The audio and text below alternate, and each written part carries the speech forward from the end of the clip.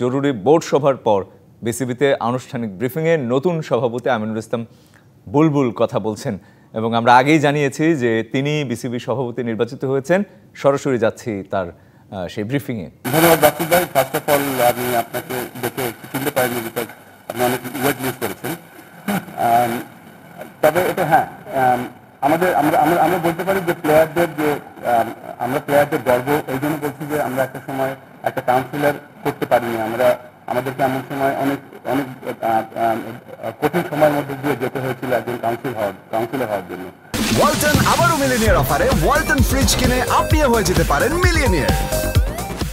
সেই সময় যে বাংলাদেশ আমাদের যে কোয়াপ ছিল, কোয়াপ অনেক চেষ্টা করেছিল।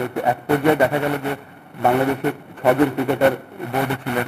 আমাদের বোর্ড প্রেসিডেন্ট তিনি বাংলাদেশ দলের অধিনায়ক ছিলেন।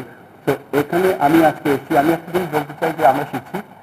আর একটা ব্যাপার হচ্ছে যে আমি কনফিডেন্টলি বলতে পারি যে এটি যে আমার যে এই মুহূর্তে যে স্কিল সেট আছে এটা একটা প্যাকেজ। কেননা আমি ছোট্ট দেশ তাজিকিস্তানে যেখানে ক্রিকেট খেলা হয় এবং পাকিস্তান ইন্ডিয়াতে যেখানে খেলা হয় তাদের সাথে কাজ করি। অন্তর্বর্তী সভাপতি সর্বস্ব দিয়ে যে আমি ইনশাল্লাহ ফেল করবো না, বাট আমি শেয়ার করবো আমার এক্সপিরিয়েন্সটা আমাদের বাংলাদেশের সাথে।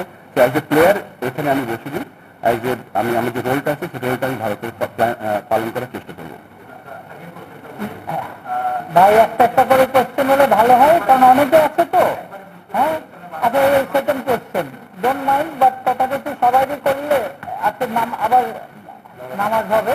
হ্যাঁ, তো আমার কাছে দল আর আজকে 30 মে আমার আজকে থেকে শুরু হলো। তো এই মুহূর্তে তো আমার কোনো এক্সপিরিয়েন্স নেই। তাই ইনশাল্লাহ আমরা চেষ্টা করবো সকলের অভিজ্ঞতাটাকে কাজে লাগিয়ে, সকলের এনার্জিটা যেন আমরা একসাথে কাজে লাগিয়ে আমরা যেন সামনের দিকে এগিয়ে যেতে পারি। কি বলে এখানে হ্যাঁ।